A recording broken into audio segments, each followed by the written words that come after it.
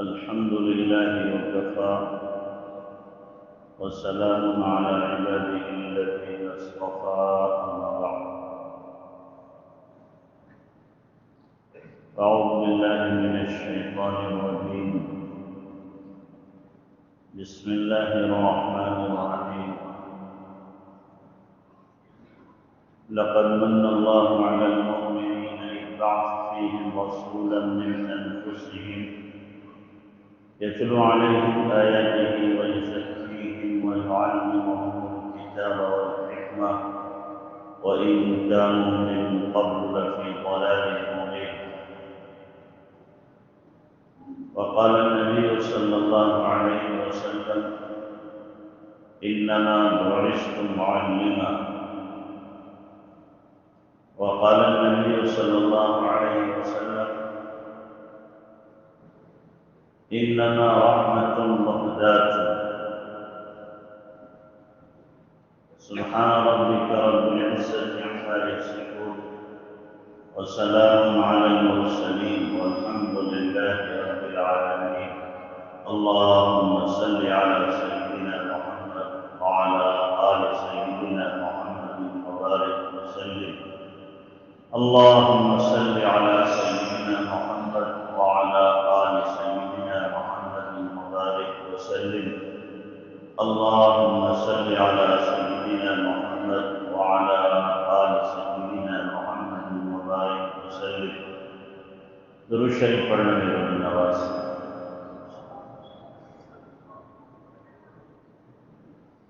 میرے محترم بھائی بزرگوں، یہ جلسہ آپ کا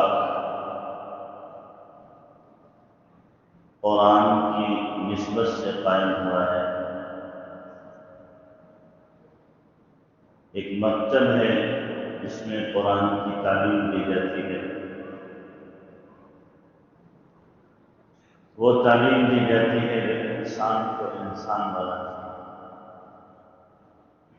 دنیا میں تعلیمیں مختلف انداز کی ہیں. بڑے بڑے ادارے ہیں، جامعات ہیں، اسکول ہیں، یونیورسٹیاں ہیں، لیکن ایک وہ مکتب جس میں قرآن کی تعلیم دی جاتی ہو، اسلام کی بنیادی باتیں جس میں سکھائی جاتی ہوں،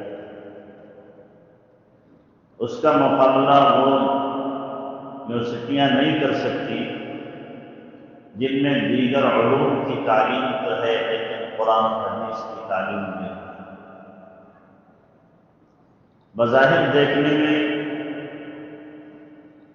یہ مکتب چھوٹا سا نظر آتا ہے، دیگر مکاتب بھی چھوٹے سے نظر آتے ہیں، لیکن اللہ کی نگاہ میں اس کی بڑی قدر ہے. ہم اس کو چھوٹا سمجھیں یا بہت سے بددین قسم کے لوگ حقیر سمجھتے ہیں، پڑھنے والوں کو بھی پڑھانے والوں کو بھی، لیکن اللہ کی نظر میں وہ کیا ہے وہ اللہ ہی جانتا ہے. یا جن کے دل روشن ہیں، دماغ روشن ہے، وہ اس کو سمجھ سکتے ہیں. جن کے دل و دماغ میں قرآن کی عظمت پیوست ہے وہ سمجھ سکتے ہیں. تو اس لیے یہ ادارے، یہ مکاتب معمولی نہیں ہیں. ان کا بڑا مقام ہے اللہ تعالیٰ کا. پڑھانے والے معمولی نہیں ہیں. اللہ کے نبی جناب رسول اللہ صلی اللہ علیہ وسلم کے مقاصد بعثت میں سے ایک مقصد ہے آپ کا تعلیم. اور خود جناب رسول اللہ صلی اللہ علیہ وسلم ارشاد فرما رہے ہیں انما بعثت معلما. اللہ نے مجھے معلم بنا کے بھیجا ہے، استاد بنا کے بھیجا ہے. آپ دنیا میں معلم بن کر کے آئے. تو اللہ کے نبی صلی اللہ علیہ وسلم معلم ہیں. اب اگر کوئی معلم ہوتا ہے، اور آپ معلم کس کے ہیں؟ آپ معلم ہیں کتاب اللہ، اللہ کے احکامات کے. انہی احکامات اور اسی کتاب اللہ کا اگر معلم ہے تو اس کا شجرہ اور اس کی نسبت اور اس کا تعلق جڑتا ہے جناب رسول اللہ صلی اللہ علیہ وسلم سے، تو یہ کوئی معمولی نسبت ہے، یہ کوئی معمولی تعلق ہے، ہم اس کو نہیں سمجھ سکتے۔ میں نے یہاں چھتریا میں بھی ایک واقعہ سنایا تھا، یہاں بھی سناتا ہوں، بہت سے لوگوں نے نہیں سنا ہوگا۔ ہمارے یہاں قاری اقبال صاحب مکتب میں پڑھاتے ہیں، تو انہوں نے بہار کے رہنے والے بھاگلپور کے، وہاں اپنے گاؤں میں مسجد میں مکتب قائم کیا۔ بہت سے لوگ ایسے ہوتے ہیں جو نہ کچھ کرتے ہیں نہ کرنے دیتے ہیں، اور دینی تعلیم سے لگتا ہے انہیں خدا واسطے کا بیر ہوتا ہے، علماء سے بھی انہیں بغض ہوتا ہے، نہ معلوم کیوں پرخاشیوں میں۔ تو وہاں بھی کچھ ایسے لوگ تھے، جبکہ قاری صاحب نہ ان سے کسی طرح کا چندہ لیتے ہیں نہ تعاون لیتے ہیں، یہیں سے چند لوگوں سے تعاون لے کر کے ایک استاد پڑھا رہے ہیں، ان کی تنخواہ کا نظم کرتے ہیں، بچے ان کے پڑھ رہے ہیں، تعلیم کا نظم یہ کر رہے ہیں، تنخواہ کا نظم یہ کر رہے ہیں، لیکن پھر بھی انہیں ہضم نہیں ہو رہا، اور کوشش کریں کسی طریقے سے مکتب بند ہو جائے۔ اتنی طعن و تشنیع کی، اتنا برا بھلا کہا، اتنا تنگ کیا کہ قاری صاحب کہتے ہیں میں عید پہ گیا چھٹی میں، جب میں نے سب باتیں سنی لوگوں کی تو میرے دل میں آیا کہ میں اس مکتب کو بند نہیں کروں۔ اگلے دن جمعہ تھا، کہتے ہیں میں نے طے کر لیا کہ جمعے میں اعلان کر دینا ہے کہ اب مکتب بند ہو گیا۔ رات میں سویا تو کہتے ہیں میں نے خواب میں دیکھا اللہ کے نبی جناب رسول اللہ صلی اللہ علیہ وسلم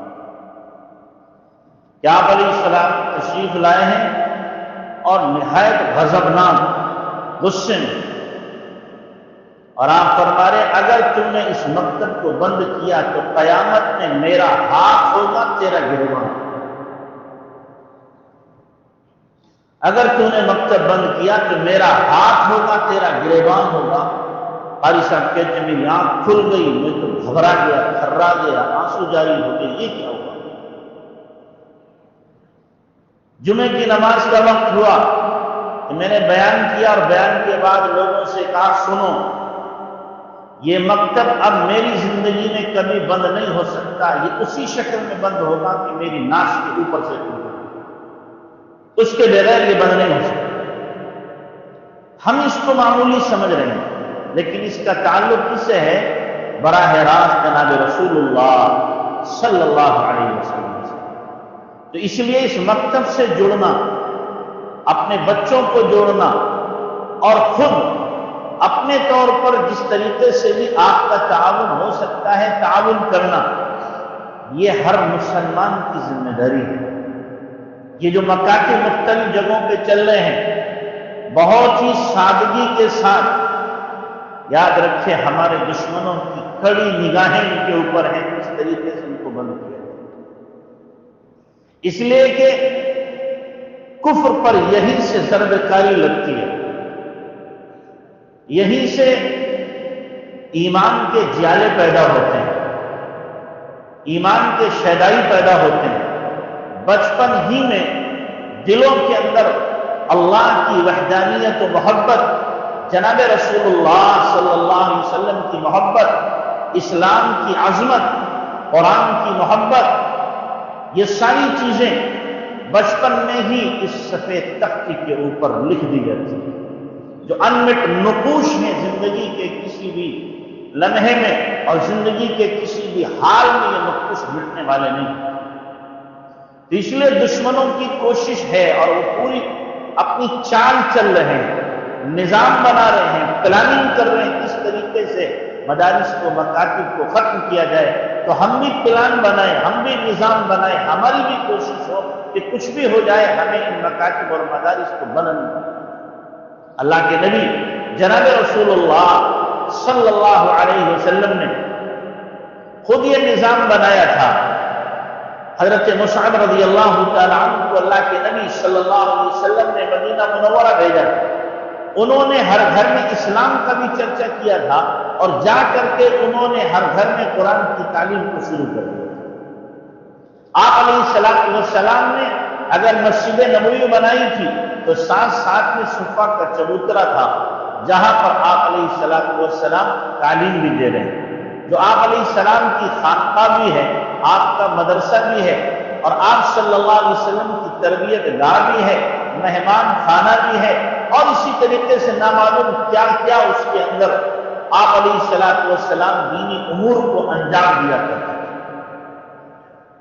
اور اللہ کے نبی صلی اللہ علیہ وسلم کو تعلیم سے اتنی الفت اور اتنا تعلق تھا، اور تعلیم کے آپ علیہ السلام اتنے دلدادہ تھے کہ جب بدر کے قیدیوں کو قید کیا گیا کفار کو، تو آپ علیہ السلام نے طے کیا کہ اتنا اتنا سب کو مال دینا ہے، مال دے کر کے چھوٹیں گے۔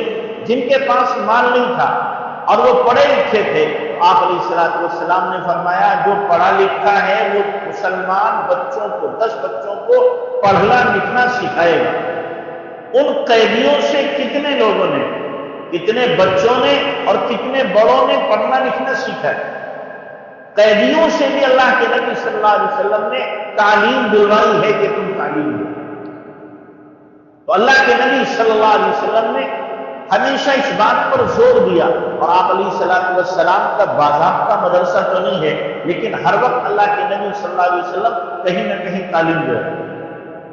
اگر سفر میں بھی ہیں تو آپ علیہ السلام پر وحی الہی کا نزول ہو رہا ہے، وہ بھی اللہ کے نبی صلی اللہ علیہ وسلم صحابہ کو بتلا رہے اللہ کا آج یہ حکم آیا ہے، آج یہ حکم آیا ہے، آج یہ حکم آیا ہے۔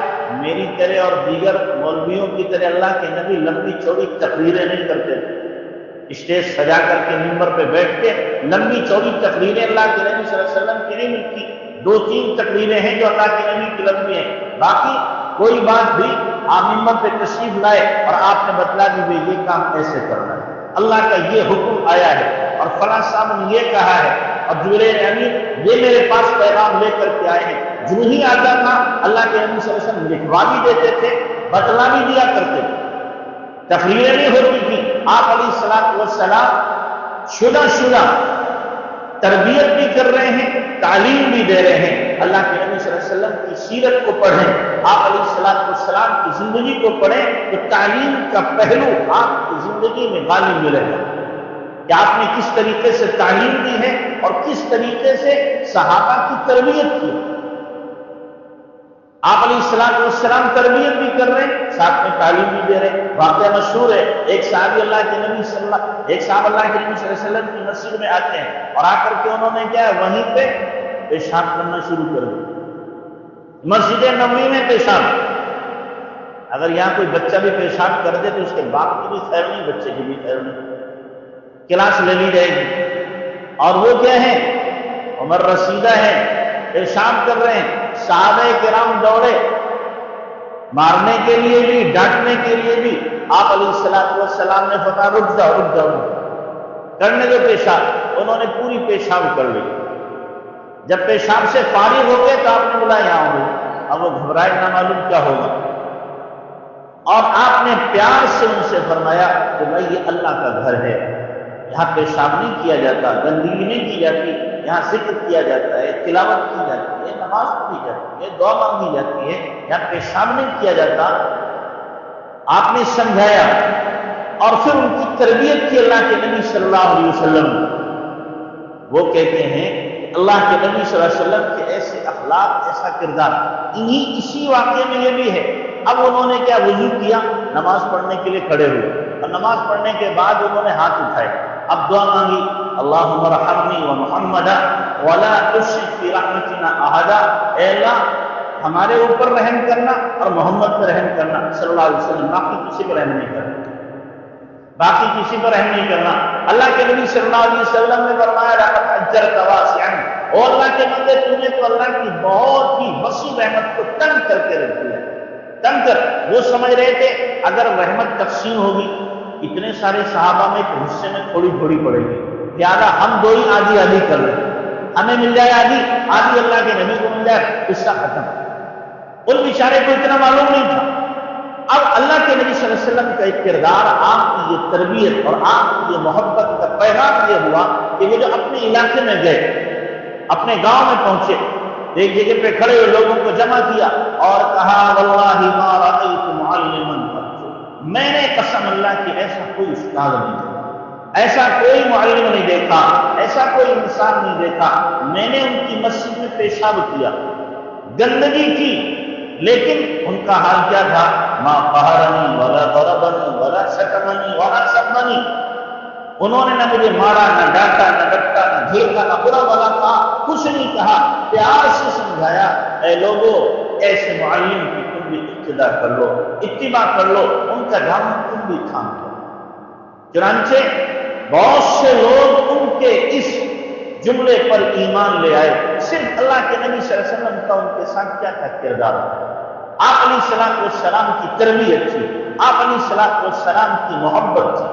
تو اللہ کے نبی صلی اللہ علیہ وسلم نے تربیت بھی کی ہے اور آپ علیہ السلام نے تعلیم بھی ہے، دونوں ساتھ ساتھ آپ علیہ السلام دونوں نظام ساتھ میں چلا رہے ہیں۔ صرف تعلیم نہیں، صرف تربیت نہیں، تعلیم کے ذریعے سے جہالت کو دور کرنا ہے، تربیت کے ذریعے سے انسان بنانا ہے، اخلاق کو درست کرنا ہے، کردار کو درست کرنا ہے۔ تو اللہ کے نبی صلی اللہ علیہ وسلم نے تعلیم پر زور دیا ہے، اسی لیے کہا گیا کہ تعلیم کہاں سے کہاں تک حاصل کرو، کہ ماں کی گود سے لے کر کے قبر کی گود تک ہمیں تعلیم حاصل کرنا ہے۔ انسان کسی وقت بھی تعلیم سے بے نیاز نہیں ہو سکتا، بلکہ بعض بزرگ فرماتے ہیں کہ میں نے جتنا مطالعہ کیا، جتنا پڑھا، جتنی تعلیم حاصل کی، اتنی ہی میری جہالت میرے اوپر ظاہر ہو گئی۔ ایک چیز معلوم نہیں تھی، آج معلوم نہیں، کیا پتا چلا میں اس سے جاہل تھا، اس کے بعد اور پڑھا، پتا چلا یہ بھی معلوم نہیں میں اس سے جاہل تھا۔ جتنا میں پڑھتا گیا، جتنا مطالعہ کرتا گیا اور جتنی میں ریسرچ کرتا گیا، اپنی جہالت کا اتنا ہی علم مجھے زیادہ ہوتا ہے۔ اور اسی لیے جو جتنا بڑا عالم ہوتا ہے اتنی زیادہ عاجزی اختیار کرتا ہے اور سمجھتا میرے پاس کچھ نہیں، اور جس کے پاس کچھ نہیں ہوتا ہے، جو جاہل لٹ ہوتا ہے، وہ اینٹھا رہتا ہے، وہ اکڑا ہوا رہتا ہے، اس لیے کہ اس کے اندر تعلیم نہیں ہے، تربیت نہیں ہے، اصلاح نہیں ہے، جس کی وجہ سے اینٹ ہے، نرمی اس کے اندر نہیں ہوتی۔ تو اس لیے ہمیں خود بھی تعلیم، دیکھیے تعلیم حاصل کرنے کی کوئی عمر نہیں ہوتی۔ آپ سوچیں کہ جناب ہم تو بوڑھے ہو گئے، بڑھاپے میں صحابہ کرام سارے بچے تھے جو انہوں نے تعلیم حاصل کی اللہ کے نبی سے، قرآن کا حفظ کیا انہوں نے، آپ علیہ السلام سے اسباق لیے، یہ سارے کے سارے بچے تھے، بوڑھے بھی تھے، جوان بھی تھے، ادھیڑ عمر بھی تھے، چھوٹے چھوٹے بھی تھے، سب نے اللہ کے نبی صلی اللہ علیہ وسلم سے کیا ہے تعلیم لی ہے۔ حضرت انس تعلیم لے رہے ہیں، بلال بھی تعلیم لے رہے ہیں، حضرت ابوبکر رضی اللہ تعالیٰ عنہ آپ علیہ السلام سے سیکھ رہے ہیں، حضرت سلمان فارسی جو تقریباً 150-200 سال کے ہیں، وہ بھی اللہ کے نبی صلی اللہ علیہ وسلم سے کیا ہے تعلیم لے رہے ہیں۔ صہیب رومی آ کر روم سے اللہ کے نبی صلی اللہ علیہ وسلم سے تعلیم حاصل کر رہے ہیں۔ تو تعلیم کی کوئی عمر نہیں ہوتی، نہ اللہ کے نبی صلی اللہ علیہ وسلم کے زمانے میں تھی، نہ آج کے دور میں ہے۔ آج کے دور میں بھی لوگ پوری زندگی پڑھتے رہتے ہیں، دنیاوی تعلیم بھی، دینی تعلیم بھی۔ دینی تعلیم میں بھی بوڑھے آپ کو ملیں گے پڑھنے والے، جوان بھی ملیں گے، بچے بھی ملیں گے۔ ایسا نہیں ہے کہ دینی تعلیم صرف بچے حاصل کر رہے ہیں، بھائی جو جماعت میں جا رہے وہ تعلیم حاصل کر رہے کہ نہیں؟ وہ بھی تو تعلیم حاصل کر رہے ہیں۔ کوئی گیا جماعت میں 10 صورتیں اس نے حاصل کرنی، تو اس نے کیا 10 صورتوں کی تعلیم لی کہ نہیں لی؟ وہ بوڑھا تھا، اس کو علم حاصل ہو گیا 10 صورتوں کا، بوڑھا تھا، اس کو دعا قنوت یاد ہو گئی، بوڑھا تھا، التحیات یاد ہو گئی۔ اللہ کے نبی جناب رسول اللہ صلی اللہ علیہ وسلم صحابہ فرماتے ہیں ہمیں التحیات ایسے سکھاتے تھے جیسے کہ سورت سکھائی جاتی، ایسے التحیات کے اللہ کے نبی صلی اللہ علیہ وسلم یاد کراتے تھے۔ تو جماعت میں جا کر کے علم حاصل کر رہا ہے یا کسی مدرسے میں جا کے علم حاصل کر رہا ہے، دارالعلوم دیوبند میں ہم پڑھ رہے تھے تو معلوم ہوا 70 سالہ ایک بڑے میں حفظ کر رہے تھے، سب 69 سال کے تھے اس وقت، حفظ کر رہے تھے۔ وہ ایک 80 سال کے پروفیسر صاحب آئے ہوئے تھے، وہ کسی کالج میں پڑھاتے تھے، وہ عالم بن رہے تھے، ہفتوں میں تھے، وہ اتنے بوڑھے تھے کہ زینہ چڑھ نہیں پاتے تھے، تو ان کے لیے نظم کیا گیا کہ نیچے کی درسگاہ میں، ششم میں نیچے پڑے، ہفتوں میں نیچے کوئی درسگاہ نہیں تھی، بہرحال مجبور ان کو جانا پڑا۔ تو بوڑھا بھی علم حاصل کر رہا ہے، جوان بھی علم حاصل کر رہا ہے، بچے بھی علم حاصل کر رہے ہیں۔ اللہ کے نبی صلی اللہ علیہ وسلم کے دور میں ازواج مطہرات کے پاس آ کر کے عورتیں علم حاصل کیا کرتی ہیں۔ آپ علیہ الصلوۃ والسلام نے جو مختلف شادیاں کی ہیں، 11 شادیاں کی ہیں، جن میں 9 ایک ساتھ آپ کی بیوہ رہی ہے۔ دیگر وجوہات میں سے ایک وجہ یہ بھی ہے کہ اگر آپ علیہ السلام کی ایک بیوی ہوتی اور سیکھنے والی مان لو ایک دن میں 25 آ گئی، ایک کیسے سکھا پاتی؟ مشکل تھا ان کے لیے، اس لیے کہ جوک در جوک جس طریقے سے مرد اسلام میں داخل ہو رہے ہیں، عورتیں بھی اسلام میں داخل ہو رہی ہیں۔ اب 25 30 50 تک عورتیں آ گئی، 9 گھر موجود ہیں، 9 گھروں میں تقسیم ہو کر کے ان سب کو سکھانا کیا تھا؟ آسان تھا۔ ان کو دین بتانا اور دین پر لانا اور دین کی تعلیم دینا ان کے لیے آسان ہو گیا تھا۔ تو اللہ کے نبی صلی اللہ علیہ وسلم نے باقاعدہ نظام بنایا تھا۔ آپ علیہ الصلوۃ والسلام کے دور میں اگر یہ کہا جائے تو بیجا نہ ہوگا، ہر گھر مسجد اور مدرسے کا رخ اختیار کیا۔ ہر گھر کے اندر کیا ہے؟ تعلیم بھی ہو رہی ہے، اور ہر گھر کے اندر کیا ہو رہی ہے؟ عبادت بھی ہو رہی ہے۔ اللہ کرے آج کے دور میں بھی ایسے ہی نظام بنے، ہر گھر میں تعلیم ہو، ہر گھر میں تربیت ہو، ہر گھر کے اندر عبادت ہو، ہر گھر کے اندر ایک مسجد بنی ہوئی ہو کہ مذکورات وہاں پر عبادت کر رہی ہو، مرد کو موقع لگے مرد وہاں پر عبادت کر رہا ہو، روزانہ تعلیم کا نظم ہو، کبھی سنتوں کا مذاکرہ ہوتا ہو، اور کبھی اللہ کے نبی صلی اللہ علیہ وسلم کی سیرت کو سنایا جاتا ہو، کبھی آپس میں بیٹھ کر کے قرآن ایک دوسرے کو سنایا جا رہا ہو۔ اس طریقے سے جب گھر کا ماحول بنے گا تو اس گھر پر اللہ کی برکتوں کی بارشیں، اللہ کے فرشتے بھی اس گھر میں رحمتوں اور برکتوں کو لے کر کے نازل ہوں گے۔ تو ہمیں کوشش کرنا ہے کہ اللہ ہمارا نظام ایسا بنائے۔ پہلے تو ہمیں اپنے اس مکتب کو مضبوط کرنا ہے، اور پھر ہر گھر کے اندر نظام بنانا ہے۔ اور کوشش آپ کی جس طریقے سے یہ ہوتی ہے کہ آپ مدرسے کو چلائیں روپیے پیسے سے اور اس کے لیے چندہ ہو، ایسے ہی میں کہوں گا آپ کے یہاں چندہ بچوں کا ہو۔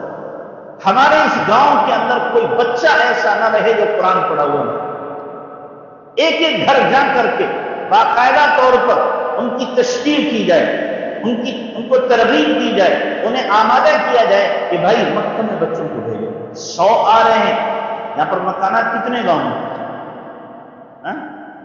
کتنے؟ 100 مکان۔ 100 مکان کا مطلب کم سے کم 400 بچے تو ہوں گے، 300 400 بچے تو ہوں گے، اور آ رہے ہیں کتنے؟ 100 بچے۔ تو 200 تو کم سے کم ابھی نہیں آ رہے، 200 بچے نہیں آ رہے، یا تو وہ اسکول میں جا رہے ہیں یا کہیں نہیں جا رہے، تو اب ان بچوں کا نظم کرنا بھی ہماری ذمہ داری ہے۔ جو اسکول میں جا رہے ہیں وہ بھی قرآن سے بے بہرا نہ رہے، جو اسکول میں جا رہے ہیں وہ بھی دینی تعلیم سے نابلد نہ رہے، اور جو کہیں نہیں جا رہے نہ اسکول میں نہ مکتب میں، ان کے ماں باپ کو سمجھانا، ترغیب دینا اور انہیں بتانا کہ ہماری بنیاد ہے، یہ ہماری اصل ہے، یہی ہمارا سرمایہ ہے، یہی ہمارا سب کچھ ہے۔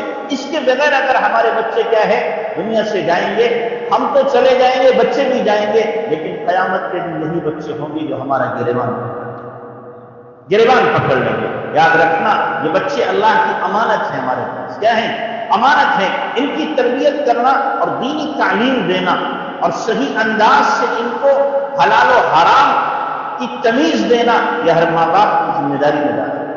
جس طریقے سے ہم بچے کے لیے کوشش کرتے ہیں کہ ہمارے بچے کی صحت اچھی ہو، اچھا کپڑا پہنے، اچھا کھائے، صحت اچھی ہو، اسی طریقے سے ہماری یہ بھی سوچ ہونا چاہیے کہ ہمارے بچے کی تعلیم اچھی ہو، تربیت اچھی ہو، ہمارے بچے کا ذہن دینی بنے، اس کے اخلاق وہ ہو جو جناب رسول اللہ صلی اللہ علیہ وسلم کے اخلاق، اس کا کردار وہ ہو جو صحابہ کا کردار ہو، یہ محلے میں پھول بن کر مہکنے والا ہو، علاقے میں گلدستہ بن کر مہکنے والا ہو۔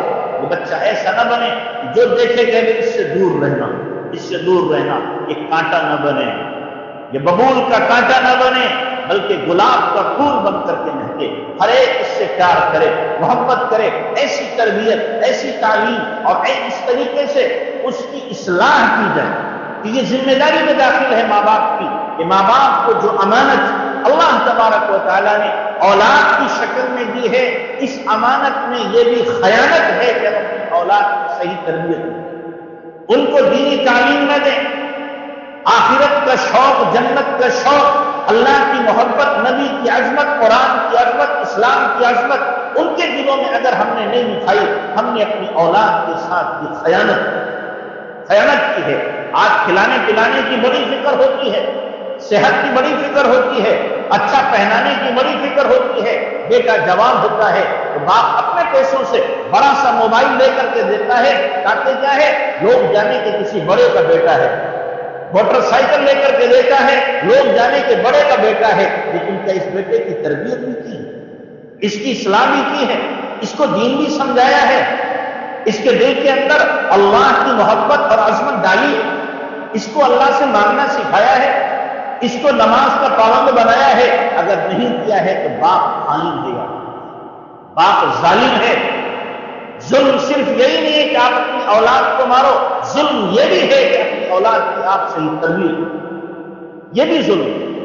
وہ باپ یقینی طور پر ظالم ہوگا جو اپنی اولاد کی بے دینی کو دیکھ کر کے خاموش رہتا ہے، اپنی اولاد کی تربیت نہیں کرتا ہے۔ اگر اولاد نہ کمائے ناراض ہو جاتا ہے، بولنا چھوڑ دیتا ہے، لیکن یہی اولاد اگر دین پر نہیں آ رہی ہے، بے دینی کی زندگی گزار رہی ہے، خدا فراموشی کی زندگی گزار رہی ہے، باپ کی پیشانی پہ بل نہیں آتا، پھوٹے منہ سے ذرا سا کہہ دیا جاتا ہے، ہاں بیٹا نماز بھی پڑھ لیا کرو، نماز بھی پڑھ لیا کرو، قرآن بھی پڑھ لیا کرو، لیکن جس جوش و خروش کے ساتھ دنیا کمانے کے لیے، جس جذبے کے ساتھ دنیا کمانے کے لیے ہم اولاد کو ترغیب دیتے ہیں، یا اس کو آخرت کمانے کے لیے اسی جوش کے ساتھ، اسی جذبے کے ساتھ میں ہم اسے ترغیب دیتے ہیں؟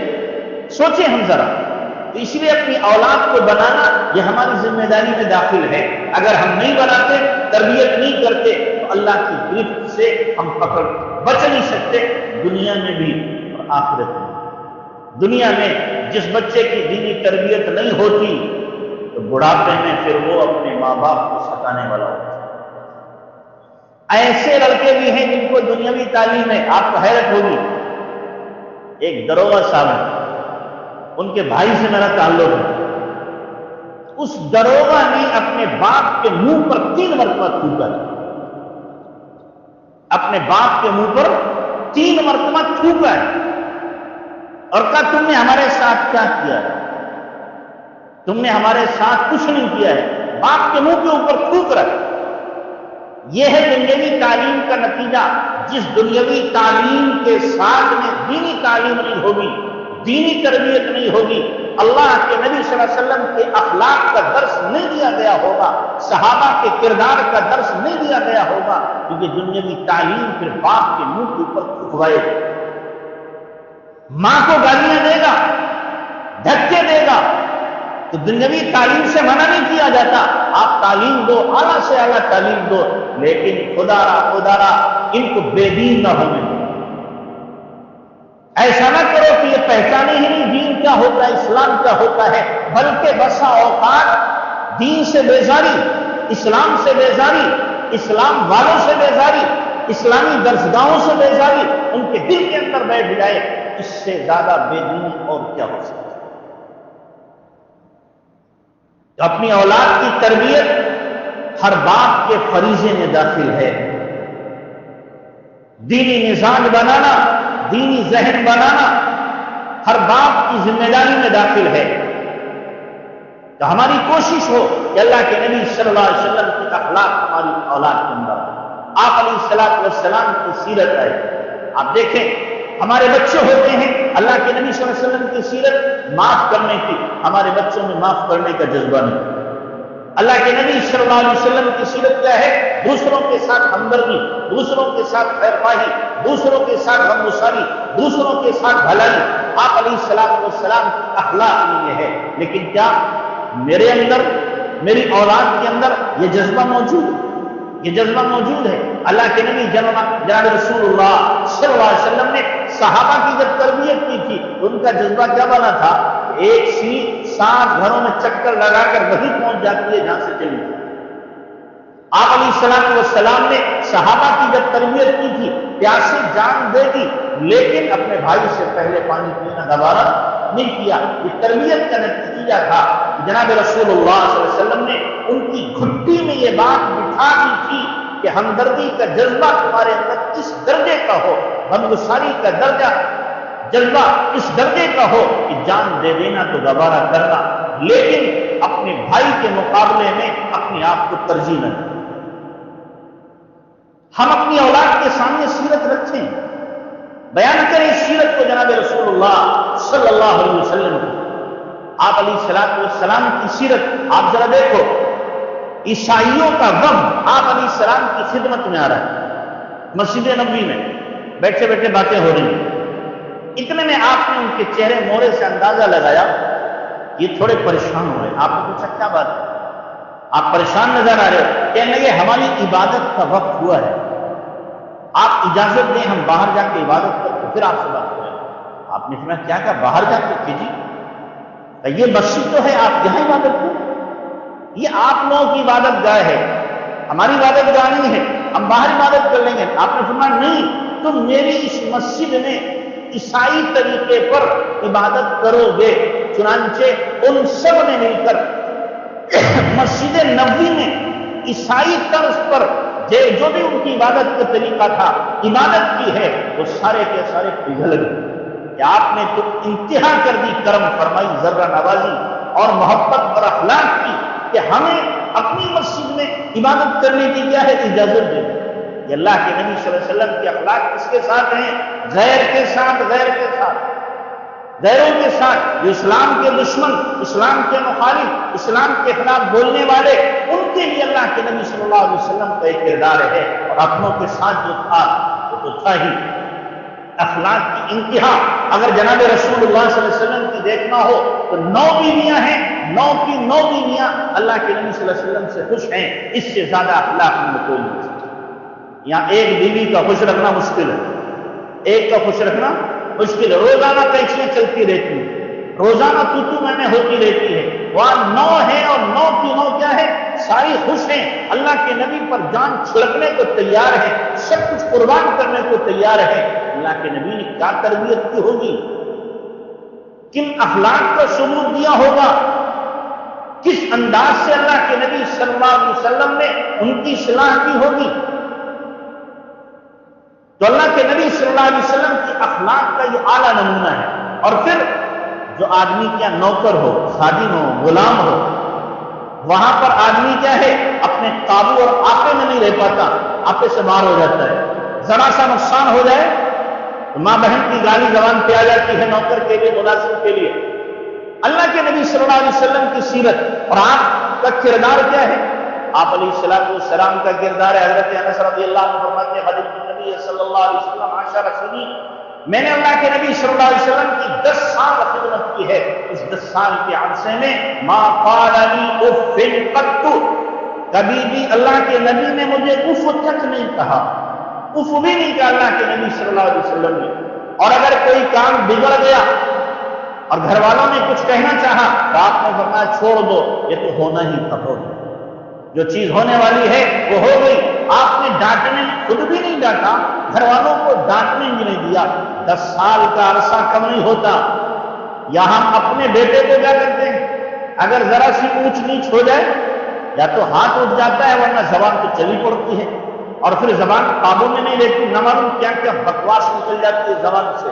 لیکن اللہ کے نبی صلی اللہ علیہ وسلم اپنے خادم کے ساتھ، حضرت انس خادم ہیں، خود کہتے ہیں مجھ سے بعض امور ایسے ہو جاتے تھے، بعض کام ایسے ہو جاتے تھے جو آپ علیہ السلام کی منشا کے خلاف ہوتے تھے۔ آپ کسی کام کو کہتے تھے، حضرت انس کے میں باہر چلا جاتا تھا، بچے کھیلتے ہوتے تھے، کھیلنے لگتا تھا، بھول جاتا تھا۔ اللہ کے نبی پیچھے سے آتے، میرا کام کرتے، انس اب دھیان آتا مجھے کام کا، پھر کام کرنے لگا۔ تو جس کے اخلاق کی گواہی اس کی بیویاں دیں، جس کے اخلاق کی گواہی اس کا خادم دے، اور جس کے اخلاق کی گواہی غلام دے، کون دے؟ غلام دے۔ حضرت زید اللہ کے نبی صلی اللہ علیہ وسلم کے کیا ہیں؟ غلام ہیں، لیکن زید اللہ کے نبی صلی اللہ علیہ وسلم کے کیا ہیں؟ عاشق ذات کہ حضرت زید کو جب مکہ میں بیچا گیا اور اللہ کے نبی صلی اللہ علیہ وسلم کے پاس سے پہنچے، حضرت خدیجہ نے آپ کو ہدیے میں دیا،